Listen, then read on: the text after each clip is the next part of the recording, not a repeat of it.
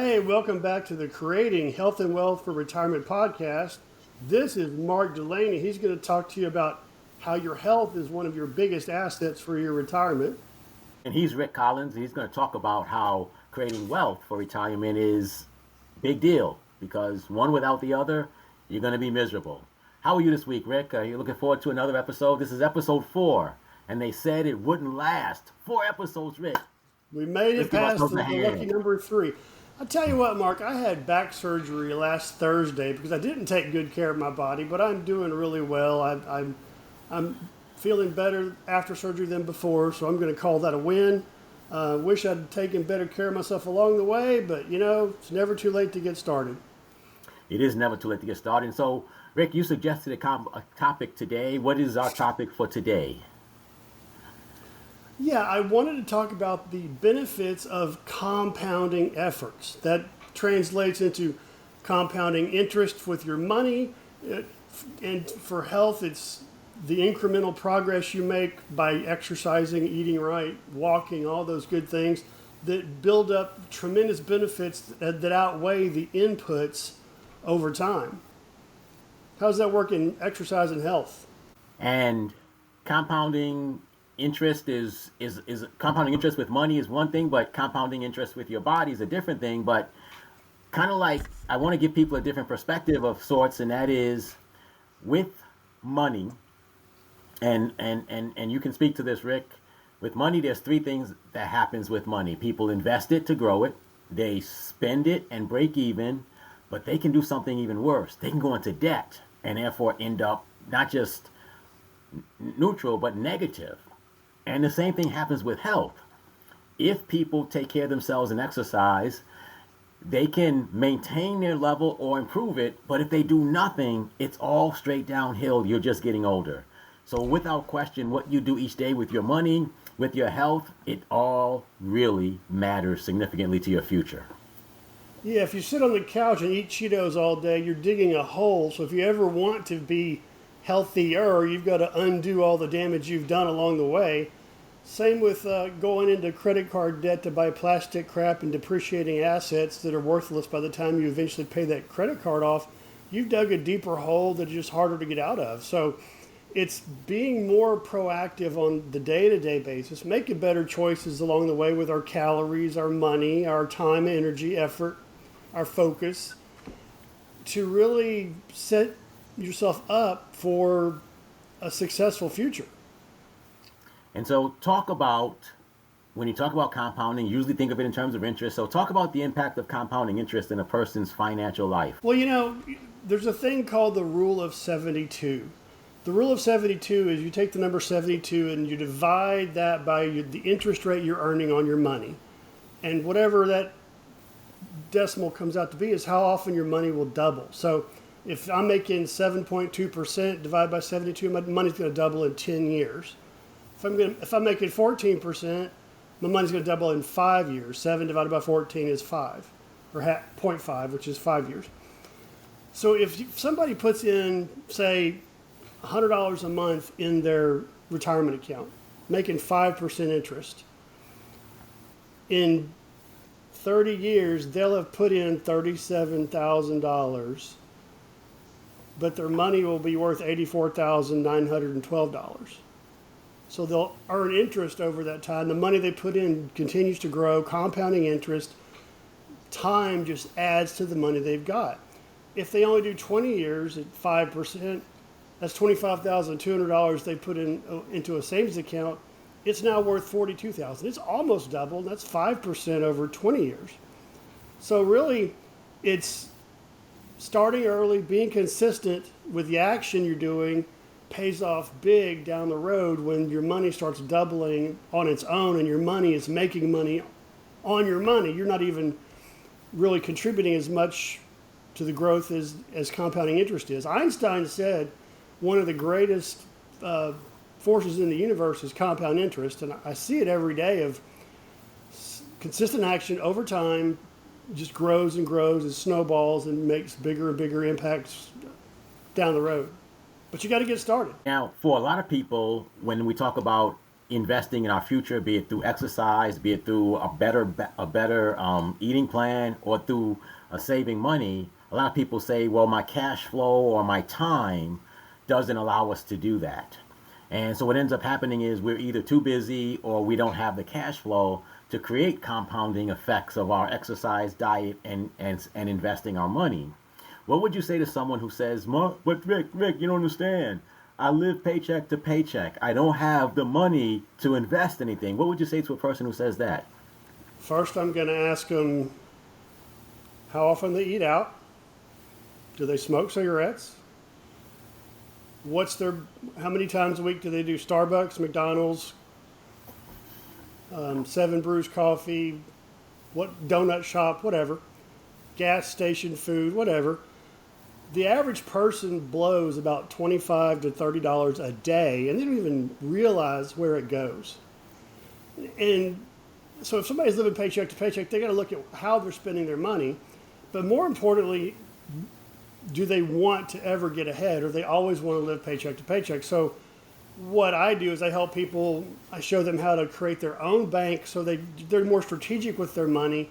They don't have to sacrifice those things. They just have to make some short-term decisions to park money in their private bank. Then they can pull the money out and spend it without sacrificing the things that make life worth living. But if somebody says, I'm always broke, paycheck to paycheck, they're wasting money somewhere that could be put to better use. They just don't know where it all goes. Because if I've got cash in my pocket, at the end of the week, it's gone. I don't know what I bought with it. And credit cards and debit cards are even easier because you just slap plastic down and you're not even aware of how fast it's dwindling until you look at your bank account and suddenly you can't pay the mortgage or the light bill. So I would say something else to that person. I would say that if you don't start with trying to create the cash flow, you never will. So one of the things that you said was, where's your money going? I think everyone needs to sit down with their money, look at their consistent income, and decide, make some decisions about where that money goes. TV stations, social media, everybody, I want everyone to hear this because I think this is important. Every single body out there wants every penny that you have, Rick. And they want every penny that I have. They want every penny that you have, listener. And they are amazing the at marketing. And advertising are out to get your money. They make it easy with one click, free 7-day trial, and cancel anytime. And then that subscription just gets added to the pile of the other subscriptions that we don't need. It is a company, and I don't know the name. I don't remember the name of it because I wouldn't say it if I knew it. That their whole marketing plan is to tell you that you have subscriptions you don't know about. And I sometimes wonder Rocket, how can I think it's an app. It's called Rocket. It's not Rocket Mortgage. It's Rocket something, but it helps you identify where all the leakage is. And I every time I say, how can someone not know they have 10 different subscriptions? That's like 200 something a month minimum. That's just coming out, and they don't even know it. They don't even miss it. I always said I wish I had that kind of money. I didn't miss $200 a month that's going out of my pocket nowhere. But ultimately speaking, we all have to one day take a stand and decide, I'm going to live under a budget. I'm going to exercise. I'm going to find the time, because everybody can have the excuse of, I don't have time, I don't have the exercise. Rick, you once said something that I thought was brilliant, and I didn't prepare you for it, but you once said, and you can clarify the words, if you don't take time to take care of your body now, you'll be forced to take time to take care of your body when it fails you. That's a paraphrasing. Do you remember your exact wording on that? Yeah, you can make time for exercise and your health today, or you'll be forced to take time for your recovery later. Yes, that was it. Another saying I've thrown around is you can pay the discipline of. There's a cost of discipline and the cost of regret. The cost of regret is so much more costly than discipline. So a little discipline along the way can help you avoid a ton of regret later. Like for me, having back surgery last week, I could have avoided that if I'd strengthened my core a little bit along the way and not, blown up to 315 pounds in my 40s. But I didn't. So now I paid the cost of regret. Now, how many back surgeries have you had, Rick? 4. I jokingly call it TMB syndrome, too many birthdays. But for most of my life, my doctor said I was going to have a chronic bad back, and in my early 40s, I kind of started gaining weight, stress eating, and making unhealthy choices. And I ballooned up to 315 pounds, which put a huge strain on my L4 and L5 vertebra and caused some disc slippage. And that was self-inflicted. I mean, I went and did weight loss surgery to try to avoid back surgery, and I lost 60 pounds doing weight loss surgery, but it was too little too late. When I could have done planking and cardio and kept my weight reasonable and taken the strain off my back, I could have avoided having 3 laminectomies, an internal spinal stimulator, and now a spinal fusion, had I taken a little bit better care of my back along the way. It's very, very interesting, and I will say this, that I have had the same experience with money. I want to confess that for a man who's almost 64 years old, I am not prepared for retirement because I never made the decision to take better care of our money. So you can talk about the things that you didn't do with your body. I can talk about things I didn't do with my money. But the bottom line is now today we're here, and what are we going to do with our body and our money? I will also say one other thing. I'm a cancer survivor. I got prostate cancer diagnosed last year in November of 2023. And I can tell you that the investment I made in my body made my cancer treatment bearable and livable, and no one would know I was going through cancer treatment if they didn't know me personally and hear me complain about how bad I felt. But compared to what people go through who normally go through prostate cancer treatment, I came through with flying colors. I also want to say this. All of us are one, quote, lifestyle disease or one form of some type of disease that's going to diminish our bodies. And if our bodies are already diminished through poor living, being overweight, having some of the chronic problems you have, being on different medications, when we do get hit with a serious illness, it's going to take a toll on our body that literally will shorten our lives. I am convinced my prostate cancer, even though it was treated, even though I lived through it, has taken a couple of years off my life. I'm convinced of that. And I say that, Rick, because the same thing happens with our money.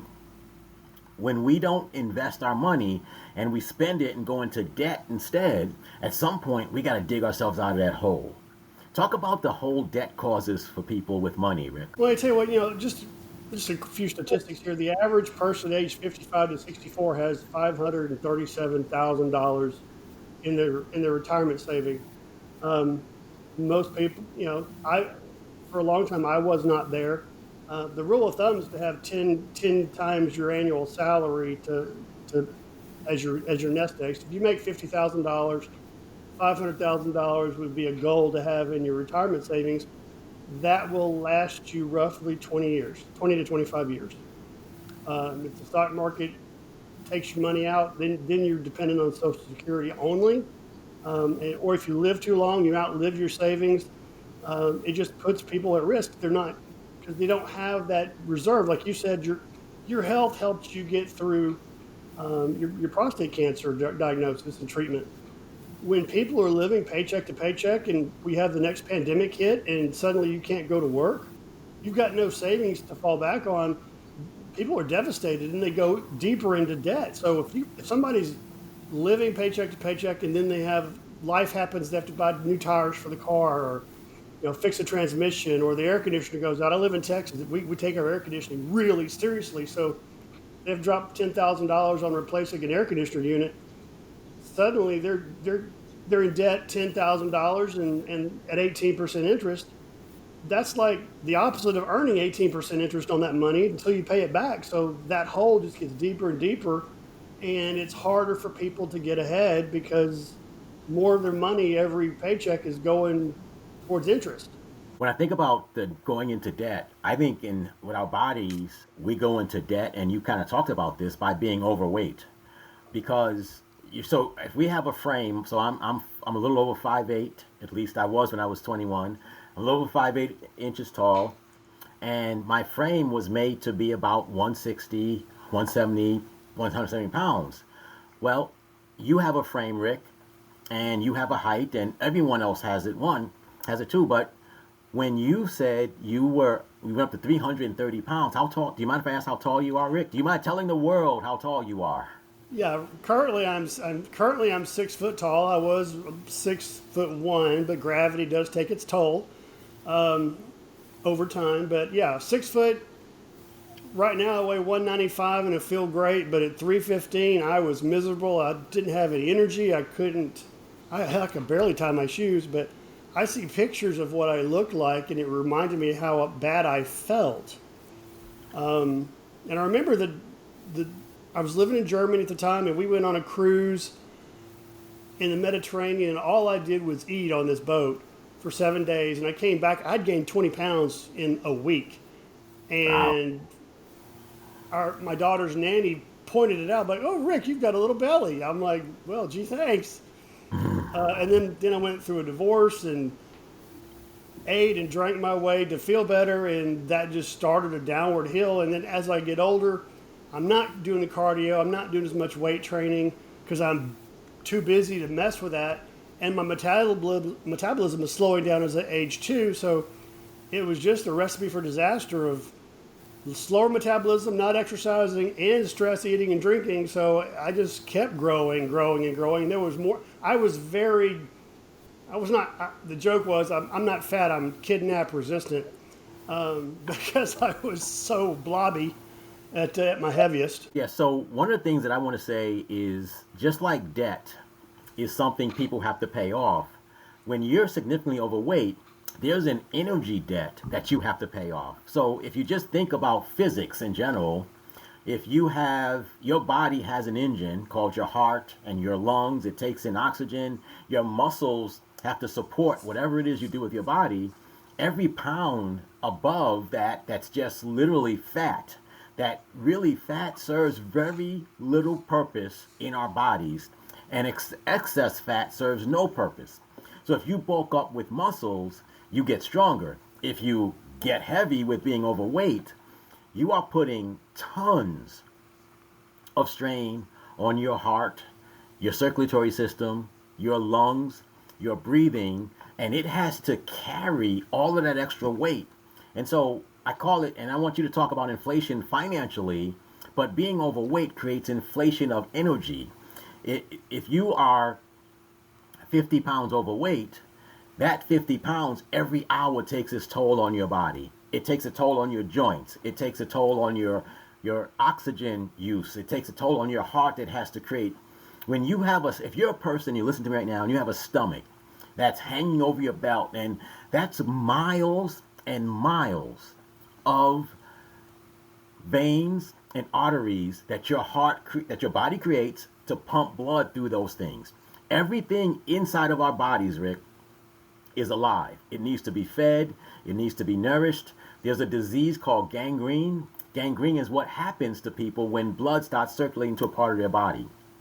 So just like there's inflation with money, there's inflation of energy. And every pound, every extra pound that's not a productive pound, such as muscle, we are actually having energy inflation. And what that means is, instead of being tired at 11 o'clock at night, you get tired at 10 o'clock at night, then at 9 o'clock at night. Before you know it, you come home from work at 6 o'clock, and all you can do is sit on the couch. And when you feel that way, what do? You actually eat. So, Rick, talk about inflation of money and how it impacts a person's steady paycheck. I think all over the past 4 years, we've all seen what inflation can do. I'm old enough to remember it. 53. I barely remember, but I remember inflation in the 70s as well. As, for example, gas was $1.89 4 years ago. Today it was $2.45. Got up to $3.50, $4 a gallon. So to fill up if I use a tank of gas a day or tank of gas a week to get to work, I used to be able to fill up for $30, and then it was 50, then it was 60. Well, everything else gets expensive too. So if just my commuting costs to get to work or get around town suddenly doubles or triples, I've got fewer dollars to spread because my salary didn't increase, 8, 5, 6, 7, 8% over every year while we've had this most recent bout of inflation. And so if you look long term, 2 to 3% is the average inflation that we've experienced over the last 20 years, even 5%. Well, if you use that rule of 72 I talked about earlier, it also will tell you what things are going to be. So to make the math easier, at 7% inflation, the cost of living is going to double every 10 years. At 3.5% inflation, it's going to double every 20 years. So inflation just eats away at the buying power of your dollar. So if you make $10 an hour, for example, but suddenly everything is now 20% more expensive, it's the same as you making $8 an hour. You took a pay cut because your job didn't keep up with inflation. So the pound of hamburger that used to be $3 is now $5. It's harder to feed yourself, feed your family. It's harder to get to work. Everything in your life costs more because of inflation. And so when you talk a about limited budget only goes so far. So where are you going to sacrifice? And most people sacrifice the healthier things. They eat junk food, cheaper food. They don't get out as much, and they just sit and try to save money however they can, and that just causes health problems on top of the money problems. So if you really think about it, Rick, you at one point in your life had a 200-pound frame, but you were carrying around 300 pounds of weight. That creates what I call energy inflation. And that does mess up everything in your body. It takes a toll on every part of your body. And at the end of the day, I bet you pretty much didn't feel very good. As good as that food was and that cruise was, you really paid for it later. And in a lot of ways, you're still paying for it today. Yeah, definitely. I never had the energy. And even when I got home, I was exhausted. All I wanted to do was, sit in my recliner and have some junk food to make myself feel better. So it's a downward spiral, a vicious circle. It just get worse and worse and worse because I didn't have energy because I wasn't feeling good. So I'd eat junk and not exercise. So then I'd gain more weight and have less energy the next day, and so on and on and on. So in speaking to the men out there, and maybe in some cases to the ladies out there, you and I are guys. We're slightly beyond middle age. You are married. I'm hoping someday I might be married, and no matter how cute it may be, I've never heard a woman say, what I really want is a man with a gut that hangs over his belt. I really love men who are significantly overweight, and I rarely ever hear men say that about women.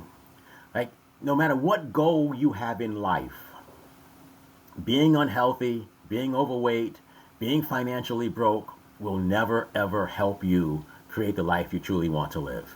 Back in the Middle Ages, being rotund and fat was a sign of wealth and power, and it was actually a status symbol and appealing to women to have the gut. But as we've progressed in society, nobody has to be ripped and shredded and have a six pack, but a dad bod's okay if you carried a few extra pounds. But like as you said, if you're overweight and obese, there's not much attractive about that unless you have a really sparkling personality, and sometimes that's not enough to overcome, being morbidly obese. What I've found in some cases is that I think there are men, and I'm sure there are women, who literally prey on overweight people in terms of trying to help them spend all their money, in terms of taking advantage of them physically and many other ways, because I don't care what anybody says, Rick. I want you to talk about how you felt when you were significantly overweight versus how you may feel now that you're more at your weight, in terms about yourself, in terms of your confidence, in terms of your willingness to say no to people. Do you know what I mean? Like confidence. How did that affect your confidence when you were significantly overweight? We're gonna get real, okay? At my heaviest, I hated the person in the mirror. I was disgusted by how I looked and how I felt, and unfortunately, that often turns to food as a comfort. I was like, I really hate the way I feel. I'm tired. I'm fat. My head looked like a basketball. It was round. I've already got a big head. I didn't need to have big fat cheeks. But then I go eat, three packages of Reese's Cups, peanut butter and chocolate to make myself feel better because I didn't like the person in the mirror. That's just crazy. It affected how I saw myself, how I saw relationships, because I was afraid nobody was going to love me because I was so fat. I hated going to the doctor because it was never good news. He was always pointing out my My cholesterol was high, my blood sugar was high, my blood pressure was high. So I quit going to the doctor because I didn't want to hear the bad news anymore.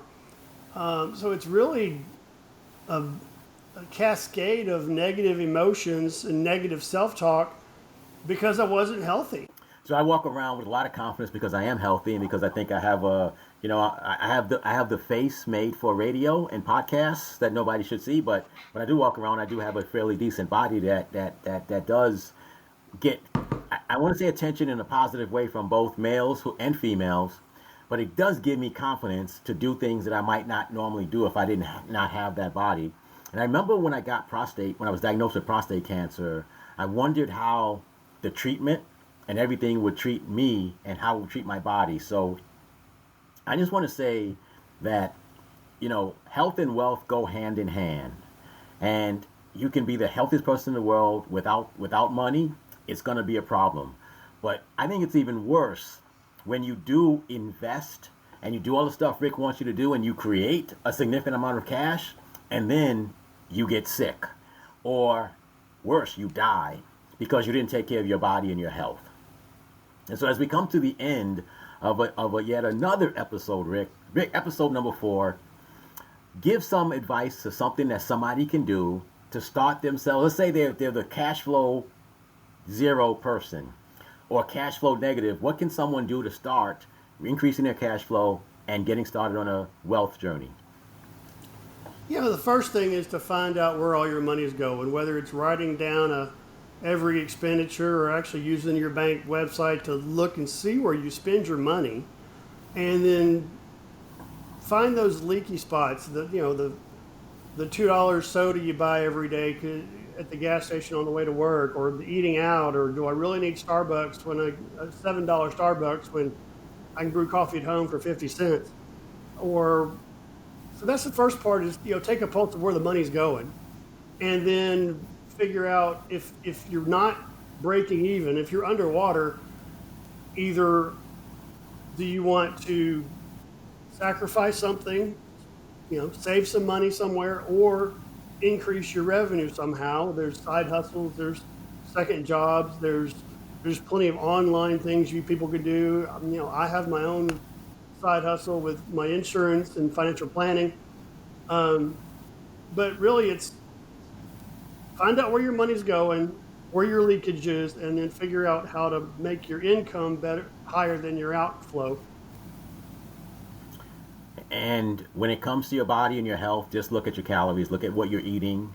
I recognize it's a dichotomy because healthy stuff is almost always more expensive than the crap that you can buy cheaply, but at some point your annual deductible for your health insurance is going to outweigh the cost of maybe an extra $1 or $2 per meal. And if you're living paycheck to paycheck, I know that's $1 or $2 per meal sounds like a lot. You got kids, you got a spouse, it does add up. But when your health starts to fail you, trust me, the doctor's bills will cover. Unless you're, somehow on some type of government health insurance, your deductible every year is going to be way more than the cost of those foods. Rick, if someone wants to talk to you or get in touch with you, Rick, how would they do that? The easiest way to get a hold of me is my website. It's getmydebtfreedate.com. That's getmydebtfreedate.com. You can learn a little bit about me and schedule a call to figure out, we can have a debt consolidation, debt strategy, lifestyle strategy meeting, free of charge via Zoom. I'll educate people and answer their questions, but it's Get My Debt Free Date. And for me, I've got a group and a course at a place called school.com/THMCLUB. That's school, SKOOL.com/T as in the H as in health, M as in millionaire clubs. And in there, I want to give you a free trial, 7 days to take my course in 88 seconds a day to get you started on your health journey. And if you want to, you can add a little bit of adding a second little thing called discipline in another area of life. And if it's finances, that's great. And maybe one day we'll have Rick in there and he can talk about some things that you do in more detail. But the bottom line is, whether it's through us or whether it's someone else you got to have a plan to take care of your health and your wealth, or you will be broke and sick at retirement. Rick, any last words or comments for the audience today? The best day to plant a tree was 20 years ago. The next best day is today. Start now so your future can be different and better financially and health-wise. His name is Rick Collins. He was here to help you get your money right for retirement. And this handsome guy is Mark Delaney. He's the health expert to help you enjoy your retirement years. It's hard to play with your grandchildren from a wheelchair. I'll just leave it at that. We'll see you next week, and we'll have another great topic where we'll talk about your health, about how you can create health and wealth for retirement. Say goodbye, Rick. See ya.